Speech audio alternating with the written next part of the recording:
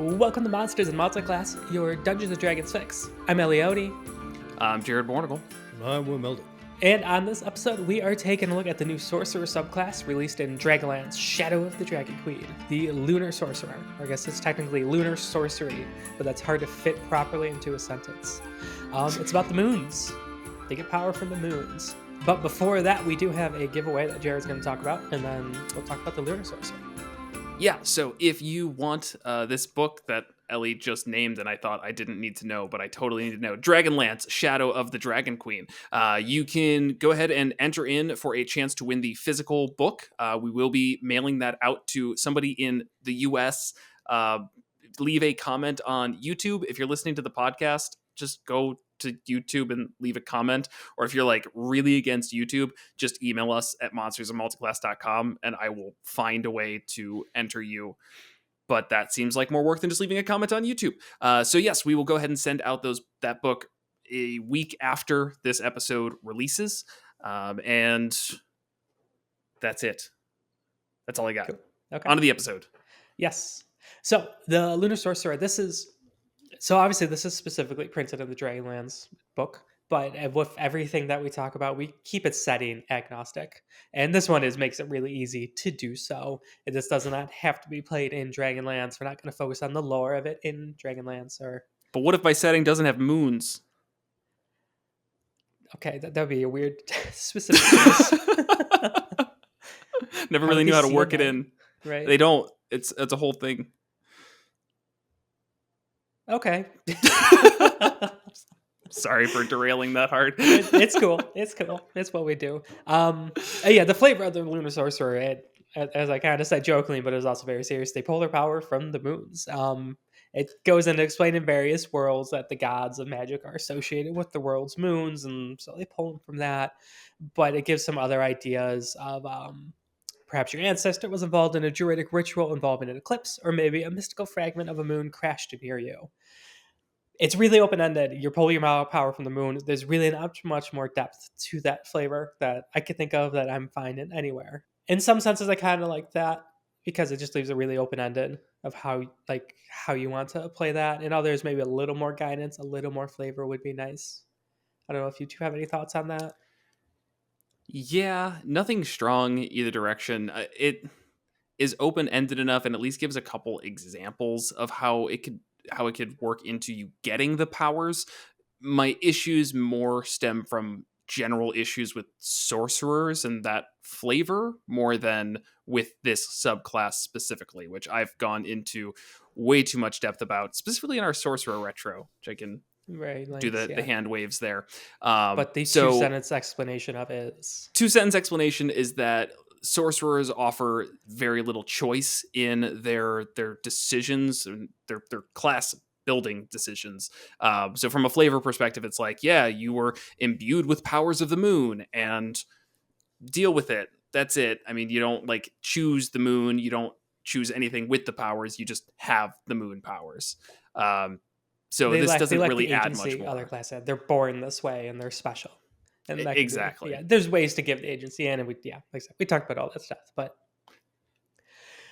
moving on. But otherwise, go on. I was just saying, just being associated with the moon, I do like that. It's at least something that doesn't feel like you can get that from other sorcerer subclasses. So it does fill a unique area at least. Right. I like what they did with which we will get into very soon, how they added the phases. So it's not just the moon, it's the moon as a sort of behavior. Right.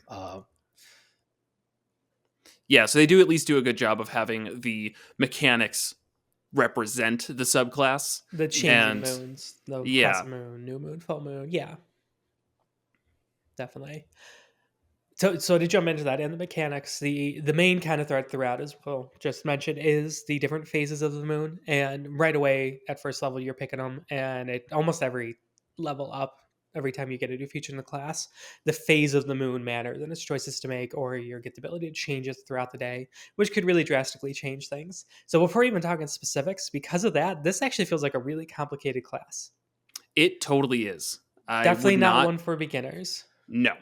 Not at all. And I could see it being something that draws in beginners too, just because I don't know. For some reason, I It's feel very like people will be like, tangible.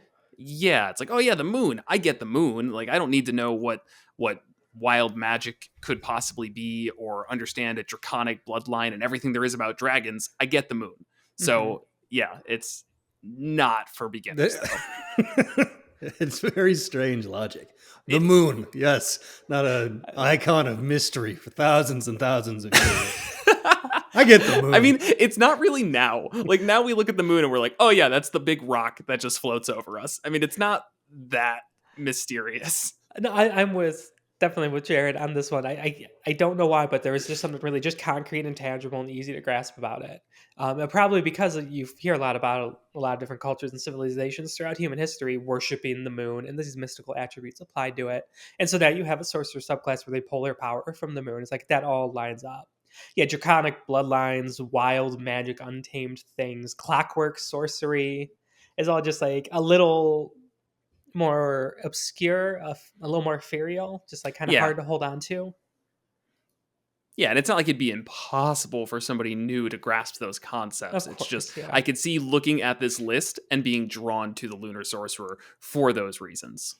It also kind of has this like pagan witchy vibe, which Yeah, a lot of which people just everyone like kind of loves. like to play with and like have a character embody. That's just a common kind of trope type thing I see.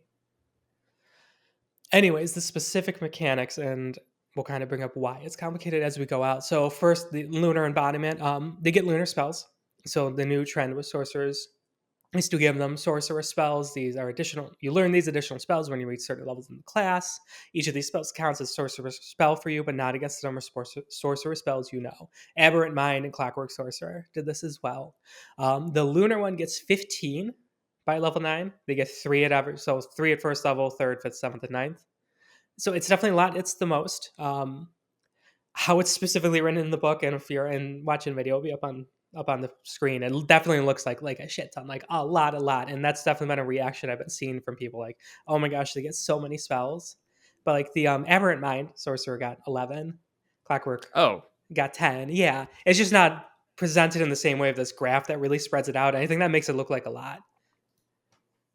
yeah, I guess Yeah, you're I right. wouldn't. Yeah, And they don't have access to all of these at the same time either. they do. So I thought it's depending on which phase they're in. no, so that's a separate thing. It's a little complicated. That's another thing why I think it's a little complicated. So the sentence says like lunar embodiment. You learn additional spells when you reach certain levels in this class is shown on the lunar spells table. The lunar spells table is all 15 spells divided by full moon, new moon, and crescent moon. But it's still just the spells there. Each of these spells counts as. Then it goes on to say after that table, whenever you finish a long rest, you could choose what lunar phase manifests its power through your magic, full moon, new moon, or crescent moon. Well, in the chosen phase, you could cast one first level spell of the associated phase in the lunar spell table once without expending a spell slot. Once you cast a spell in this way, you can't do so again until you finish a long rest. So basically, after long rest, you pick one of the phases you're in, and then you could cast. It's either Shield, Ray of Sickness, or Color Spray for free once. But you can still cast the other ones. Okay. That So- is a lot of spells then, Mhm. but It's not like astronomically more than the others. Overall, though, I don't like the design direction. I might totally be contradicting myself. I don't remember what my first like take of the Aberrant Mind and Clockwork Soul were when they're extra spells that they get. But nowadays, after like living with it, I don't like that direction of giving sorcerers new spells. It's a really It's- common complaint in the community, and I see it's kind of feels like the easy kind of feel good solution to it of like, oh, sorcerers feel weak, they don't have a lot of spells. Here's more spells, but all it's doing is making them more like wizards. And like, there's Yeah. already kind of an issue of like, all right, what's the difference between a sorcerer and a wizard? That's another thing with new players; they really struggle with that concept because they're kind of in any other sort of style thing, they're usually used interchangeably. Now they're supposed to be two distinct things where sorcerers don't know a lot of spells, but they're really good at casting those few spells and customizing them and manipulating them. And wizards know a shit ton of spells and wide pool, I guess. Yeah, wide. yeah, pool. I know There we go. my thing always that I go to is that to make sorcerers more unique, they should have focused more on the meta magic aspect Yes. and giving each subclass their own unique use of meta magic, which we kind of see at later levels. But Yeah, I'm with you. The spells, it feels like a bit of a band-aid. If I'd realized that they'd gotten all of these at each level, I mean it's a pretty good list. Is I guess what Hmm. I'm seeing here is usually on those lists like the Aberrant Mind or Clockwork Sorcerer, you can find a few duds, ones that won't come up on a regular basis at all. Aberrant Mind, for example, Calm Emotions. It's not really that powerful of a spell. Yes, it comes up on occasion, but it's not amazing. It's Um, not shield or blindness and deafness. right, Clockwork Magic has protection from evil and good, not one that comes up very often. Protection from energy. It's probably not worth a third level spell, concentration to give somebody resistance to a specific damage type. So I can see, I think I'm on the side of this is probably too many good spells. If it threw some more flavorful garbage ones in there, I wouldn't be upset. Like Moon alter Horse. self. Oh, go on. Moon Horse. Phantom Steed. Moon Horse. Yeah. I mean, there are some not great ones on here, but there I are some think you like two chose like the only two. Maybe I don't know what mislead is. I don't even know what that spell is. That tells me it's probably bad. Ray of Sickness. I don't think is too great. It's an okay spell. 2d8 poison damage, and then they can be poisoned for a first level spell. Yeah, being able Um, to cast it for free is where that becomes a little bit more right. interesting because it's like a really souped up cantrip, and if that's your only use for it that day, then that's Sure. pretty good. Color Spray suffers similar to Sleep, where it's based on hit points, which quickly escalate, and so the spell very quickly falls behind. Alter Self is really situational. So it's not all solid, but there are solid ones. Like it would be Yeah. very easy to just always pick Full Moon and just have a free shield every day. And then Yeah. at third level, you get Blindness and Deafness as just an always known spell, which is really solid. Dispel Magic at fifth. I mean, there's definitely something good every time you get a new set of spells. You know what they didn't get? What? Moonbeam. Oh my god! I was looking for that. And then they get a skill called Moonfire at first. We'll get to in a minute here. And I was thinking, oh, here's Moonbeam, and it's not Moonbeam. It was definitely a lost opportunity. A souped up Moonbeam. That would have been cool. But yeah, in terms of this being a complicated subclass, just right away, right here, it's you need to know all your spells pretty well. So after a long rest of being able to pick, right, which one of these do I want for free?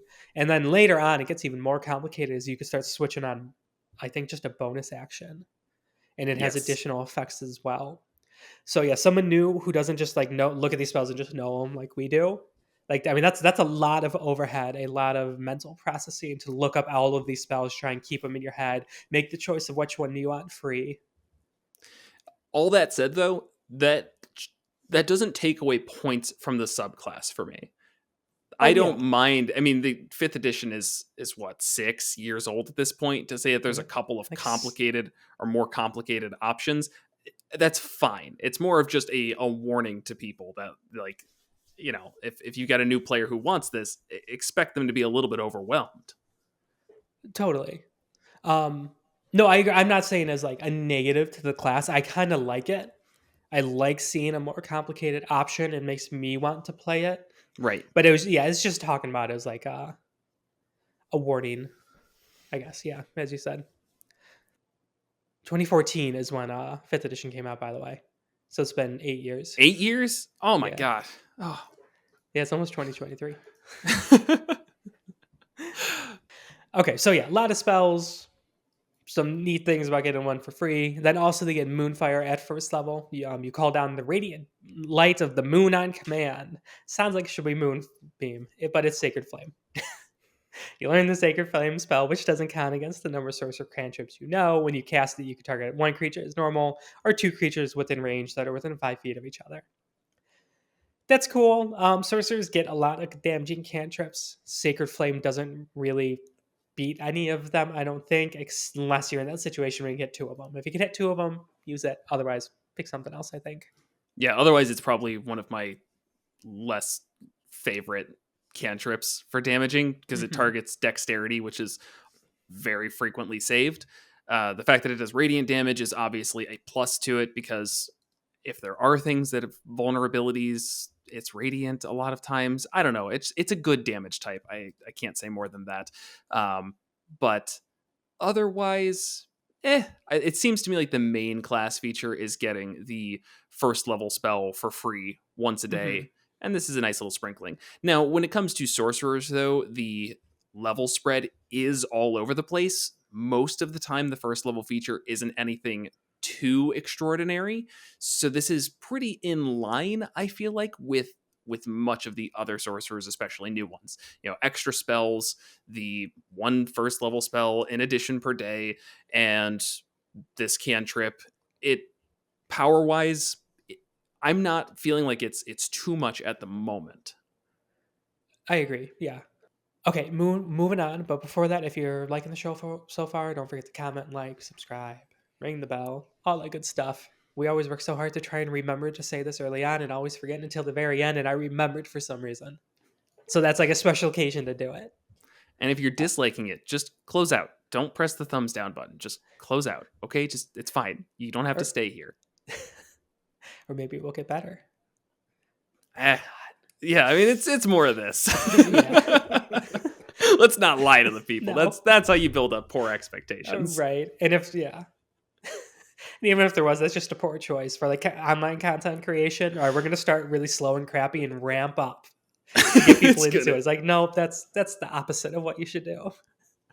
Okay, at 6, you get Lunar Boons. Your current phase of your lunar embodiment can affect your meta magic feature. Each lunar embodiment phase is associated with certain schools of magic is shown here. Full moon, abjuration and divination. New moon, enchantment and necromancy. Crescent moon, illusion and transmutation. Whenever you use meta magic of a spell of a school of magic associated with your current lunar embodiment phase, you can reduce the sorcery points spent by 1, minimum 0, which is really nice. You could do stuff that costs sorcery points. You can reduce the sorcery points from your meta magic a number of times equal to your proficiency bonus, and you regain all expended uses on a long rest. So I think this is another really cool one, but also just another thing that really adds to the complication. I know even I will struggle with that because I don't know the schools of magic of the spells because it usually doesn't come up except for when you're like maybe picking a spell if you're like an arcane trickster or something. You know what's really convenient though? Every assume single they one of line those up. spells lines up. Yeah. Yeah, it still is really awkward though because you only get so many meta magic choices, and you can very easily pick ones that just have no real benefit to this at all. I mean, like if I take extended spell, which is when you cast a spell has a duration of 1 minute or longer, you can spend 1 sorcery point to double its duration to a maximum duration of 24 hours. So now we have to find a spell that you want to double, which I guess is already a reason why it's a weak meta magic pick, but it is also on this school, and I haven't looked at every single spell on these lists, but I just get the feeling there's going to be a lot of times where you want to use this feature, but you chose something like heightened or empowered, and you're like, oh, I guess that doesn't really work. Empowered, for example, I mean, looking at the ones that we have on here, abjuration, divination, enchantment, necromancy would probably work on, but illusion and transmutation, most of those are non-damaging spells. So, maybe subtle spell comes up. It's complicated, but it's also situational. So I don't know. I really don't know how I feel about this. It just feels like it adds more weight to the class, a lot of weight to it. A lot of weight. Because just to clarify, this impacts all. Like if you're in the full moon, using the full moon, it impacts all abjuration and divination spells, not just the 5 that are Right. on the list for that. So yeah, then after long rest, when you pick which phase of the moon you're representing that day, not only do you need to pick, all right, which first level spell do I want for free? What school of magic do I want my meta magic points reduced in? And so it's starting to become a lot to juggle. Yeah, and I think there's going to be a couple of, I won't say obvious picks, but ones that you just get comfortable with. Like, oh, okay, if I do, absorb elements subtly, I don't know why you'd want to do that, but it's just an abjuration spell, so I picked it. But you know, it lines up with the meta magic you have. It lines up with the spell type, the casting school. So all right, that's probably what I'm going to use every time. I don't see it being this really helpful tool that you can just slot into whatever you're already doing. I think you have to think about it with every spell you take, every move you make. You'll be looking at your sorcery points. That almost sounded like lyrics to a song. I was trying. Yeah, you're almost there. Okay. Yeah, I agree. It's definitely, if you're making one of these, read ahead in the class, make sure you understand everything that's coming, and pick your spells accordingly to try and stick to these 6 schools of magic that are represented here. Because otherwise, it's kind of a wasted feature. Which means avoiding evocation. So this does tell me this is probably Yeah. not a blaster class. Which is Yeah, that's fine. a good point. It does not need to be. I don't want it to be. Right. It's certainly kind of goading you out of the blaster role. But that said, nothing in the class has ever been dependent on subclass to fulfill that role. So That's very true. You can still lean on when you need it. Yeah, I mean, it still takes some evocation spells, but yeah. Or I think actually, it doesn't matter. I think you're spot on with the call that you just got to find something to make this worthwhile. Nothing jumps out immediately to me. You probably Quicken Spell is an obvious one that works pretty well for everything, but you find your combo and you just use it and use it. Quickening Dispel Magic, that's pretty good for one less sorcery point. That's just one thing that I'm finding. So it really depends on what your meta magic choice are, but I feel like it also influences your meta magic choices to wanting ones that are going to be more useful more often instead of stronger. Like I feel like heightened becomes a lot more worthwhile with this, because that is, you can spend 3 sorcery points to give one target of the spell disadvantage on its first saving throw made against the spell. That costing 3 sorcery points has always been its reason to avoid. It's worth it most of the time, but it's expensive. So dropping that to 2 is pretty darn strong, and from a quick look over, probably the most useful thing on the list here in terms of ones you could use on a regular basis and not have to think too much about. I'm guessing we can find something on every single school of magic here that has a saving throw associated with it. Or here's a good one. Hypnotic Pattern is an illusion spell on the sorcerer list. So you could pick Careful Spell, which allows others to automatically pass the saving throw. And that becomes, I mean, Hypnotic Pattern is already really powerful. It's a 30-foot cube, I think. It's a big area.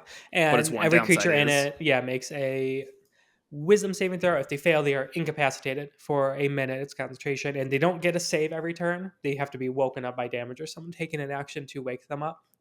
Already an amazing spell. Turns on the tides of battle all the time. I think I've spent the bane of Jared's existence. If I ever play a class that gets access to it, it's a guaranteed pick for me. Sorry, Jared. Yeah, no, it's fine. It's just all those save or suck spells are just not great design, and they're getting rid of them, so I'm less bitter. Right. 1D&D seems to be moving away from that. Yeah, sure. And then there's the Careful Spell Meta Magic. When you cast a spell that forces other creatures to make a saving throw, protect some of those creatures. You spend 1 sorcery point, so it would be 0 in this case, and choose a number of those creatures up to your Charisma modifier. Chosen creatures automatically succeed. So that's a really powerful combination.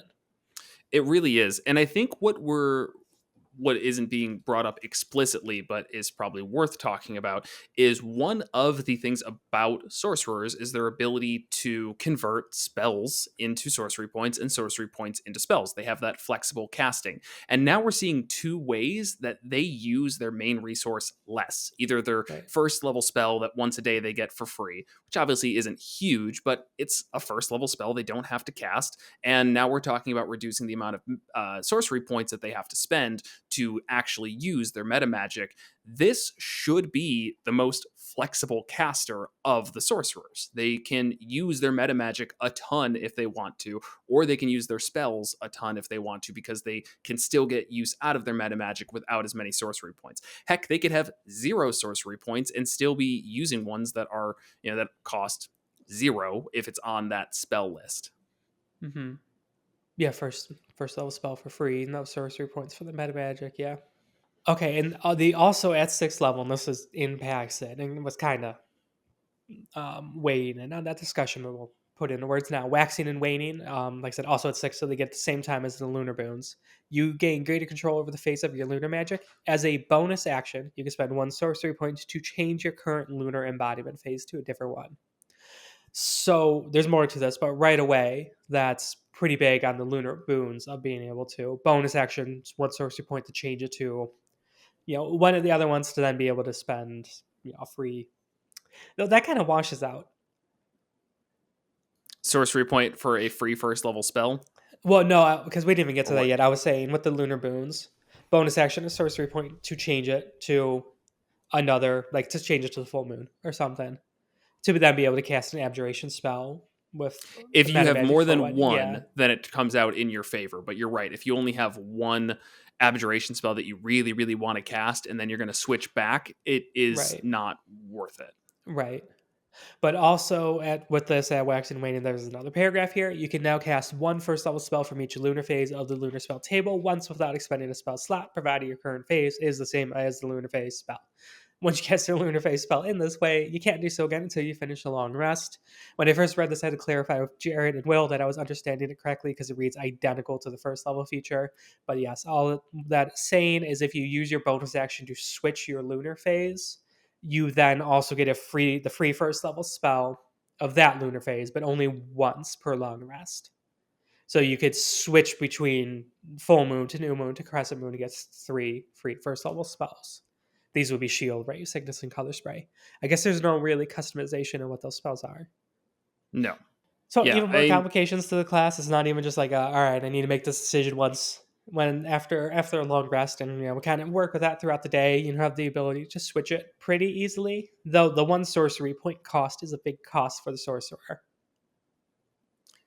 I know we were just talking about how they get a bit more because they have the reduction in the lunar boons and the 1 free spell, which could be used to convert to sorcery points. So they definitely have more. I think this plays more into what I was saying of this is the most flexible sorcerer.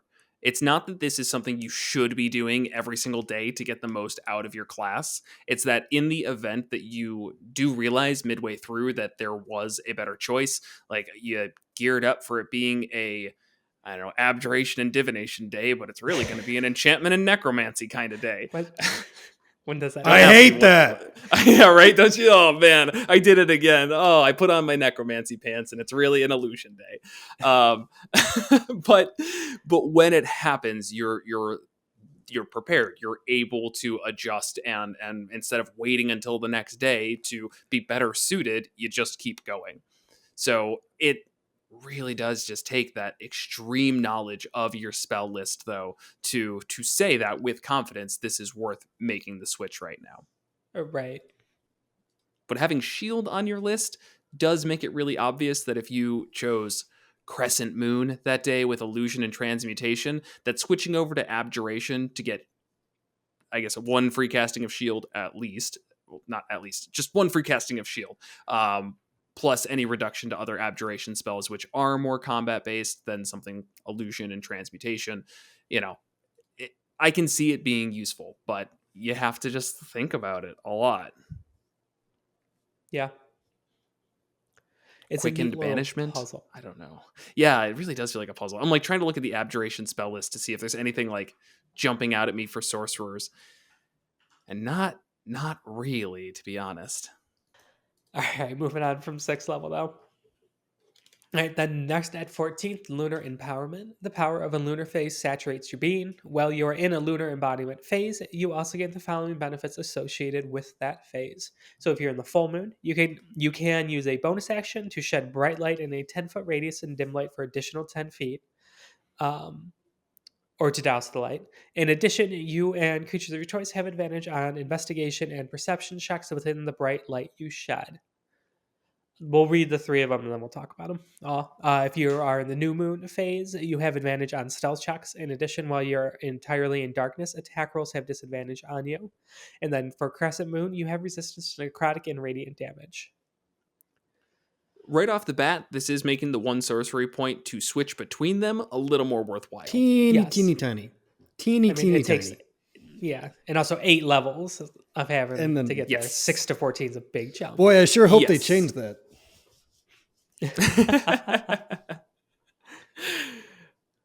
And yeah, it's they're all good though. I mean, Crescent Moon is situational. Really, they're all situational at the end of the day. But Full Moon is really great for dungeon crawls. Having advantage on perception and investigation is huge. When you need to stealth, giving advantage to, I guess it's just you have advantage on stealth checks, not your party. Some reason I was thinking it was party.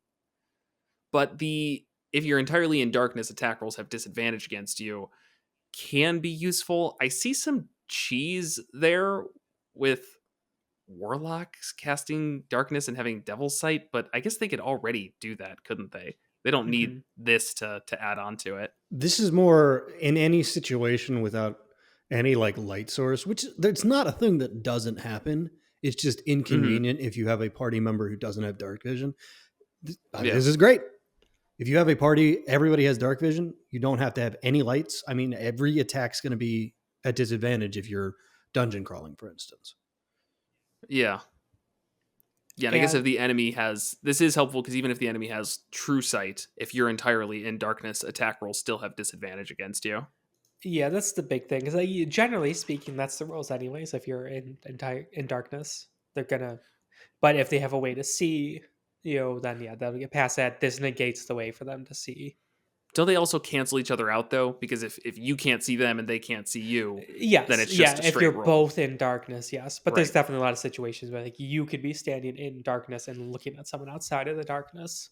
Right. Obviously, not the magical darkness spell because you can't see beyond it. But D&D is a complicated game. I mean, yeah. Crescent Moon, though, I will just say, yeah, it's definitely situational, but you'll be very happy to have it if it comes up. If you're fighting something that does necrotic damage, knowing that you could just switch over to it for, a bonus action and a sorcery point, you will make that decision every time. See, and so I see all of these as lukewarm to room temperature. I'm really underwhelmed by this 14th level ability. Like the full moon one, you're saying, oh, it's great to have that light source. Is like the light cantrip. Oh, Is no, I didn't say the readily light available. source. No, I That's disagree what actually, because those advantages are actually pretty baller. Kinda. Yeah. It's for within 10 feet. So in terms of like the perception, like about if you're thinking about, oh, you get advantage on perception checks if somebody's trying to ambush you or something, it's only within 10 feet. You get that advantage. Investigation, sure. Advantage on investigation checks will probably be helpful a lot as you're getting up close to things and investigating them, obviously. But yeah, in terms of perception to try and like see a trap or depending on I guess how the trap's set up or an enemy ahead or something. I feel like don't most see it. times, unless you're in a hallway that only allows for single file lines, it'll just be a matter of group up around me, everyone. Let's get those advantage on perception checks. It's perception checks of.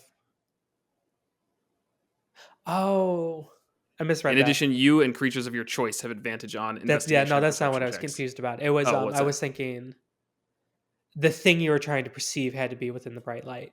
No, That's what I was you saying. Like, just okay, have that's pretty crappy. Oh yeah, that'd be terrible. Yeah. Yeah. Okay. Okay, that's better. Okay. Sure. That definitely helps. I don't like how it's a bonus action to switch the light off. But I guess if that matters, you're already in combat, and so you're Right. clearly already seeing. So okay. I don't know why you I would at that misunderstood point. that one. That is stronger than I thought. You're right. Just everyone's if people are next to you, they get just advantage on perception checks. Well, dungeon crawling is pretty great. Yeah, especially because having advantage on perception checks, I'm pretty sure that affects your passive perception. Like, I think rules is written. Oh man, this comments. If I'm wrong, leave a comment here. But I'm pretty sure that increases your passive perception by 5 if you have like a constant +5 to your perception, or if you have advantage on your perception. But not that is sure. going to take more than 30 seconds to look up. So Right. I'm just going to state it like fact and hope I'm not wrong.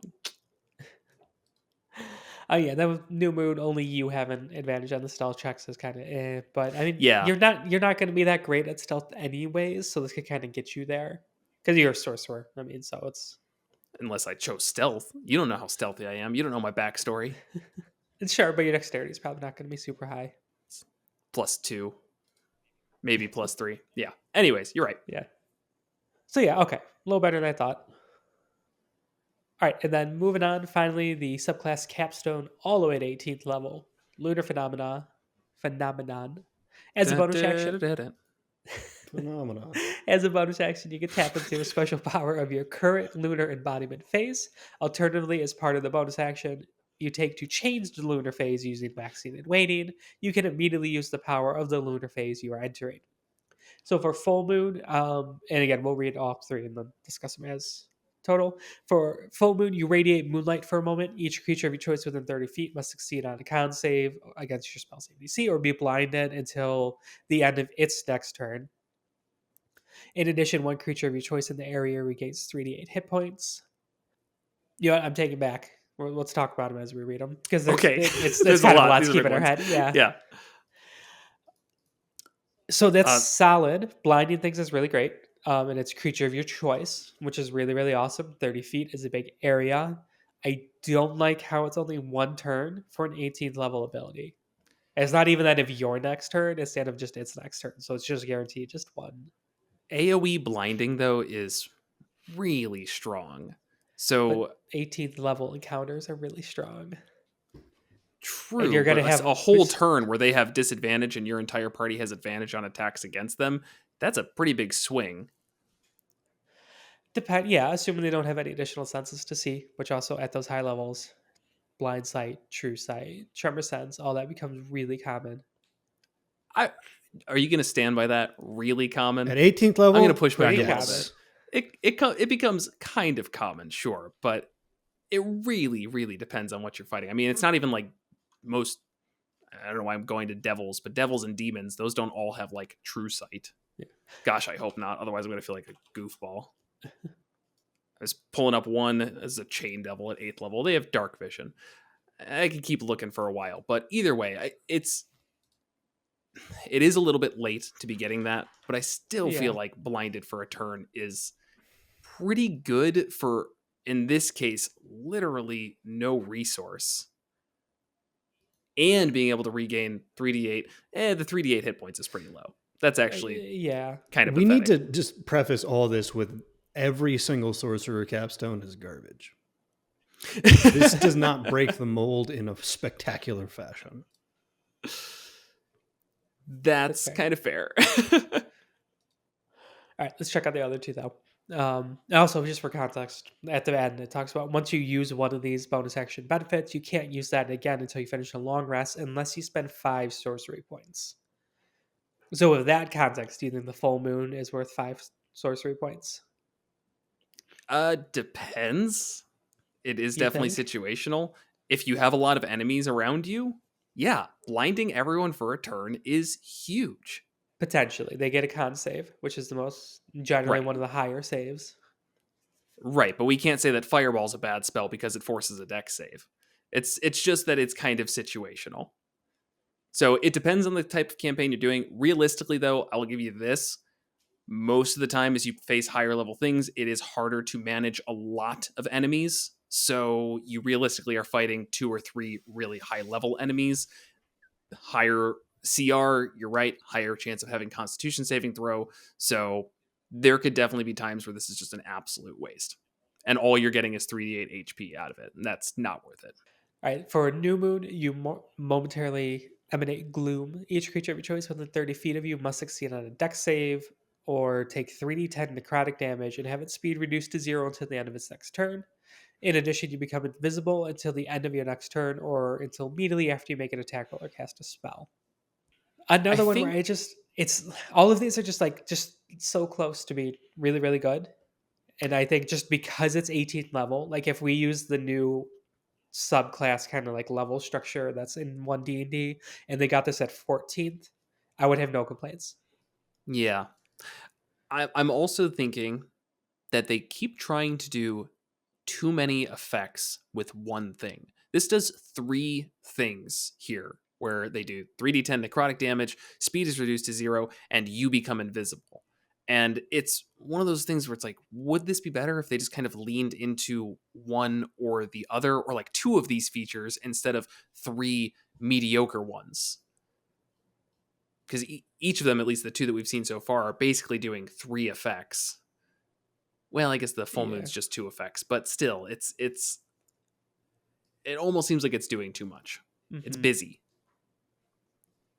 I think that's a symptom of sorcerer captains sucking eggs, because Yeah. your initial thing is like, all right, 3d10, that's absolute garbage. Let's bump that up to 9d10.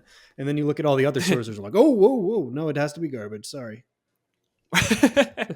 That's probably how this went through revisions as well. As somebody came up with these ideas and they're like, wow, that looks really strong and good. And they're like, yeah, doesn't it look fun? They go, yeah, but this is the sorcerer we're talking about. So let's nerf that a little Paste bit. a bunch of dumb stuff on there. But I will say this one actually is kind of good, because speed reduction to 0 is actually dope and never stops being useful. I mean, Yeah. it doesn't matter who you are. Your speed gets reduced to 0. You're not moving. May or may not matter. It depends. It's never That's- a bad thing. That's for sure. for you to do it to someone. Yes. Sure. You becoming invisible, it's kind of like a lesser version of blinding everyone, actually, because it's just like they're blinded to you, and so assuming they can't see you, then you're good. Like it reads like it's a really good kind of like get out of bad situation ability. Pop this off, do a bit of damage, they're all stuck. You turn invisible and walk away without provoking opportunity attacks. But same issue with like blinded. If they have any sort of sight that lets them negate the invisibility, it's a moot. If you reduce their speed to 0 and they're within 5 feet of you, you walking away again is not really doing anything, because they're still going to get the opportunity attacks. Or they're already there, able to hit you. And reducing the speed to 0 doesn't do anything like give them advantage on attacks, at least like blinded does. So again, if it was at 14th, great. 18th, like almost like the end of the game where you're starting to fight gods, this feels really lukewarm. Even though you're right that you are starting to fight gods, you're not fighting gods every encounter. It's not like you wake up in the morning and you're like, well, time to kill another god. Like, you're not Kratos. I know what I mean by that is you are now at the power level where you could like shape entire realms. In the big capstone of this subclass is to do 3d10 necrotic damage and reduce speed to 0 for a turn and turn invisible. The funniest thing is this, but that's kind of a problem across all the 5th edition capstones. Just never really seem to live up to what they should be. That's super mixed. I don't know. And this one looks really bad because you Yeah. get 9th level spells and from the sorcerer spell list at this point. So, But this is a bonus action. Okay, it sucks though. But it's a bonus action. Like, it's not even like you have to use your entire action for this. It's something that you get like in addition to whatever you're doing. Would I spend 5 sorcery points on it? Really only if it's, the situation where it would be helpful. If I'm fighting something that has true sight, that is not the time. But for a free bonus action ability, it's not bad. It's just mediocre. This is probably one of the best on the sorcery list, to be honest. It's by far my favorite. Let's not be saying much. Yeah. Yeah. Well, either way, we got Crescent Moon left. Let's at least get into that one. Yeah, Crescent Moon, you can magically teleport to a non-occupied space you can see within 60 feet of yourself. You can bring along one willing creature you can see within 5 feet of yourself. The creature teleports to a non-occupied space of your choice that you can see within 5 feet of your destination. In addition, you and the creature gain resistance to all damage till the start of your next turn. Definitely, I think better. The resistance to all damage is very nice. Yeah, that one I could see spending 5 sorcery points on if you needed to use it again if you were in a, bad situation. And once again, it's a teleport for you and one other creature as a bonus action plus resistance for a whole turn. I mean, that's adding a lot. Seeing as a Dimension Door? Yeah, it's 4th level spell. Yeah, 4th level. Yeah, that's like action. 500 feet, but yeah. It is further. Yeah, so obviously there's some differences to it, but that one you can bring along a creature, so it's at least comparable here. Right. I would say for 5 sorcery points, you'd kind of expect 5th level equivalent.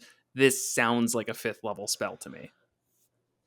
using Dimension Door as the thing to compare it to. Yeah.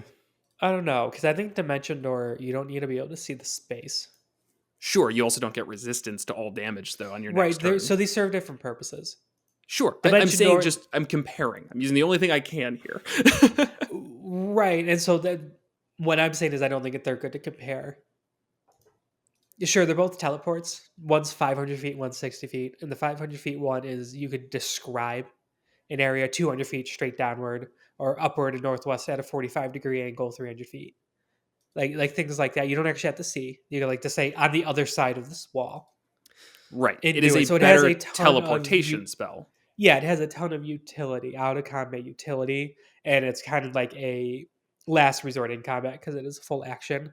Misty Step is probably a better bet Okay. for that. then So we that's can- what I'm saying. Like they have different purposes. Where this Crescent Moon one is very clearly intended for in combat to get out of a bad situation, and it's decent at that. Though 60 feet's not like crazy far, and it's a bonus action on your turn, which means you need to preemptively don't do it. Same with Misty Step, which is universally one of the Yeah, best that's second true. level spells. It also That's true. conflicts with itself because why would you want to teleport 60 feet away? Because you're getting your ass beat. So you're 60 feet away. Now you have resistance to the ass beating. Either the teleportation like saved you and you don't need the damage resistance, or the teleportation didn't help you and you do. I don't agree with that. Getting yourself out of melee combat does not negate something's ability to do range damage. Just Right. the melee damage can be a lot scarier. Because that's including, grapples and other types of effects that may come from that up close damage. I don't know why this is what I'm going to, but a Storm Giant I think is a good example. If I had two choices of being right next to a Storm Giant or being 60 feet away from a Storm Giant, I want to be 60 feet away from a Storm Giant, but I'm still not safe. But 60 feet away and resistant to lightning damage, yeah, okay, I'm feeling a little bit better here. Yeah. And being able to run forward as your movement, grab somebody else out of the fray and pull them back as well, adds for some very It's interesting cool. Yeah. combat options. Totally. Just so same with the other two. I'm not saying they're useless. I'm Yeah. not saying this is like they're worse off for having it. I am again just saying for 18, it feels way too lukewarm or middling or whatever metaphor you want to Sure. use for it. Where again, 14, fantastic. Yeah, 18 that's is fair. like, I would just want to see a bit more. I cannot argue that. But it's what we got. But yeah, that is all the mechanics of the Lunar Sorcerer. I mean, Overall, as it's always, complicated. It's complicated. So just kind of reiterate what we're saying. I always feel like we always feel like we need to do a wrap up and to have a little final discussion. It's like, well, we kind of talked about all of this throughout, and we're just gonna re-say the same stuff. Ellie, have you ever read a conclusion paragraph to an essay before? I usually skip them because I get impatient because they're a waste of time. Okay, well, you are not all of the viewers.